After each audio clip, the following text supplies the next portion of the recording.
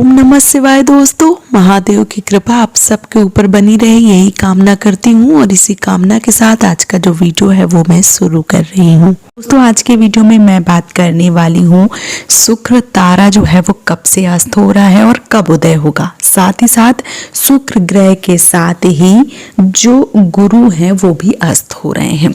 दोनों की जानकारी जो है वो मैं आप सबको इस वीडियो में देने वाली हूँ। साथ ही साथ इस वीडियो में ये भी बताने वाली हूँ कि कौन कौन से शुभ कार्य जो है वो बंद हो जाते हैं और क्यों बंद हो जाते हैं। इन दिनों कोई कार्य जो है वो करना उचित रहता है या नहीं रहता है, आज के वीडियो में संपूर्ण जानकारी जो है वो देने वाली हूँ। तो चलिए शुरू करते हैं आज का वीडियो। ज्योतिष शास्त्र में शुक्र और बृहस्पति ग्रह को तारा माना गया है। शुभ और मांगलिक कार्य करने से पहले शुक्र और गुरु के तारे का उदित स्वरूप जो है वो जरूर देखना चाहिए, विचार करना चाहिए। उसके बाद ही कोई भी शुभ कार्य की शुरुआत जो है वो करना चाहिए, क्योंकि जब शुक्र ग्रह अस्त होते हैं तो कोई भी शुभ कार्य नहीं किया जाता है। चाहे वो नींव का पूजन हो गया, मुंडन या उपनयन संस्कार, शादी हो गया, सगाई हो गया, गृह प्रवेश हो गया, अन्नप्राशन संस्कार हो गया, यज्ञोपवीत हो गया या गौना विदाई जो है। कई बार क्या होता है, बहुत सारी जो बहनें हैं जिनकी इसी साल शादी हुई होगी और जब शुक्रवार मान लीजिए डूब जाता है, शुक्र ग्रह अस्त हो जाता है, तो उस बीच में बेटी को मायके से ससुराल नहीं जाना चाहिए और ससुराल से मायके नहीं आना चाहिए। तो जो भी शुभ या मांगलिक कार्य हैं उन पर पूरी तरह से जो विराम है वो लग जाता है। अच्छा, जो शुक्र ग्रह है वो कब डूबता है, कैसे डूबता है? तो सौर मंडल के जो 9 ग्रह हैं उनमें शुक्र का विशेष महत्व बताया गया है। शुक्र के आकाश में सबसे तेज चमकने वाला तारा जो है वो भी माना गया है। शुक्र जब सूर्य के दोनों ओर 10 डिग्री या इससे अधिक पास में आ जाता है तो जो शुक्वा होता है वो डूब जाता है, मतलब जो शुक्र ग्रह है वो अस्त हो जाते हैं और इसी को शुक्वा डूबना या शुक्र अस्त होना बताया गया है। अब आपके मन में ये विचार आएगा कि जब हम शुक्र ग्रह अस्त हो जाते हैं, जब शुक्र ग्रह डूब जाते हैं, तो हमें कोई भी जो शुभ कार्य है या मांगलिक कार्य है वो क्यों नहीं करना चाहिए? तो ज्योतिषों में ग्रहों की जो राजा है वो सूर्य के निकट जब कोई ग्रह एक तय दूरी आ जाता है तो वह सूर्य ग्रह के प्रभाव में बलहीन हो जाता है, मतलब उसका जो बल है वो खत्म हो जाता है। क्योंकि जो शुक्र ग्रह है वो जीवन में खुशियां लाते हैं, सुख लाते हैं, वैवाहिक जीवन में जो सुखों का भोग है वो दिलाते हैं, विवाह, धन, ऐश्वर्य का कारक माने गए हैं। ऐसे में जब शुक्र ग्रह अस्त हो जाते हैं तो किसी भी मांगलिक कार्य को जब हम करते हैं तो उसमें सफलता नहीं मिलती है, क्योंकि शुक्र अस्त अवस्था में कुपित हो जाते हैं, जिससे व्यक्ति को किसी भी तरीके के शुभ फलों की प्राप्ति नहीं होती है। यही वजह है कि शुक्र अस्त होने पर किसी भी तरीके का कोई भी मांगलिक या शुभ कार्य करने की मनाही होती है।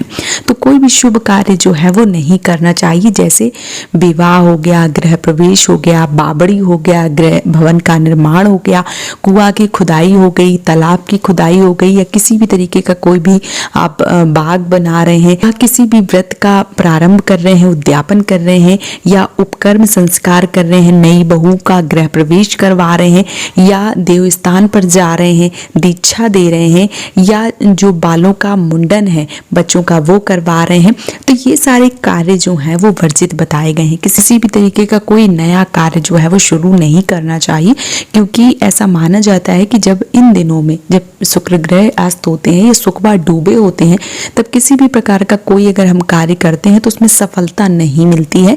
इसलिए मतलब मोटी मोटी भाषा में समझाऊं तो किसी भी कार्य को अगर शुभ या मांगलिक कार्य किया जाए इन दिनों में तो उसमें सफलता जो है वो नहीं मिलती है, इसलिए ये कार्य जो है वो नहीं किए जाते हैं। अब आपके मन में ये भी आएगा कि जो शुक्र ग्रह हैं वो कौन है? तो जो शुक्र ग्रह है वो शुक्राचार्य जी हैं, मतलब दैत्यों के गुरु शुक्राचार्य हैं और देवताओं के जो गुरु हैं, जो देव गुरु बृहस्पति हैं वो बताए गए हैं। ऐसे में जो शुक्र अस्त हो जाते हैं या तारा डूब जाता है, लोप हो जाता है, तो इसमें कोई भी शुभ कार्य करने की मनाही बताई गई है। अब ये कब डूब रहे हैं और कितने दिनों के लिए डूब रहे हैं, क्योंकि इन दिनों में कोई भी किसी भी तरीके का विवाह जो है वो नहीं होता है, या जो भी मांगलिक शुभ कार्य हैं वो नहीं किए जाते हैं। तो ऐसे में जो शुक्र ग्रह हैं वो 68 दिनों के लिए डूब रहे हैं। अब कब से डूबेंगे, तो शुक्र ग्रह जो हैं वो 23 अप्रैल को दिन मंगलवार को चैत्र पूर्णिमा के दिन 2:18 पर जो दोपहर का समय है वो रहेगा, और ये पूर्व दिशा की तरफ डूब जाएंगे, अस्त हो जाएंगे।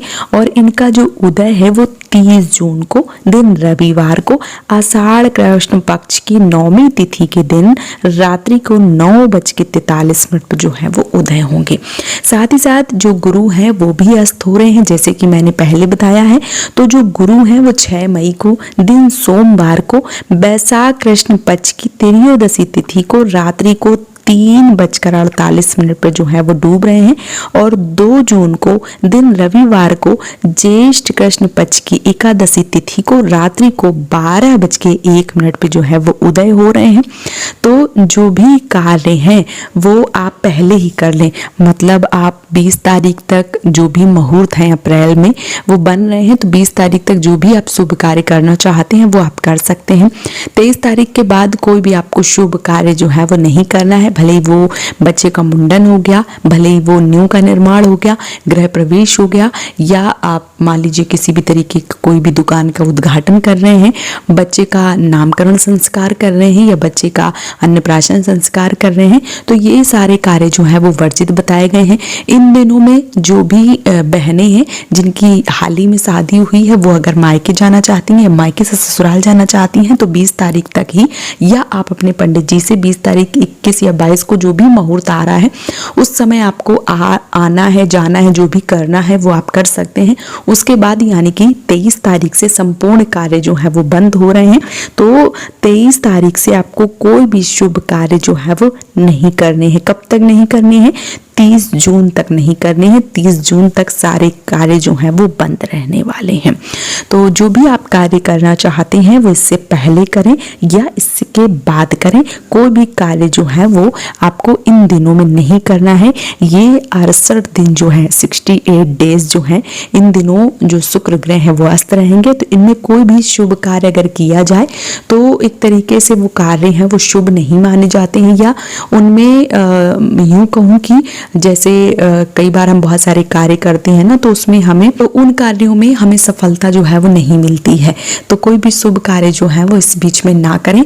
हाँ, एक बात और, जैसे कोई नया व्रत धारण करने वाली है या किसी व्रत का उद्यापन करने वाली है तो भी इन दिनों ना करें, ये आपके लिए ज़्यादा बेहतर रहेगा। तो उम्मीद करती हूँ कि आज का वीडियो आप सबके लिए काफ़ी ज़्यादा हेल्पफुल रहा होगा। दोस्तों, अगर पूजा पाठ और भक्ति से जुड़े वीडियो आप सब देखना चाहते हैं और आप सबको पसंद आ रहे हैं तो प्लीज़ मुझे सपोर्ट कीजिए और इस चैनल को सब्सक्राइब जरूर कीजिए।